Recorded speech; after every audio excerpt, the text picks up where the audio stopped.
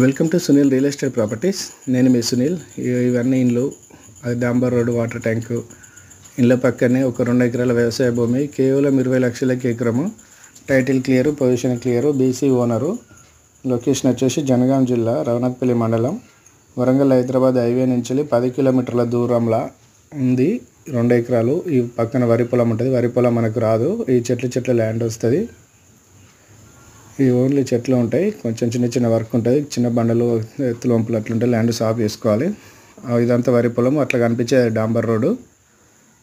Just second bit. 2 ఎకరాల వ్యవసాయ భూమి, టైటిల్ క్లియర్, పొజిషన్ క్లియరు.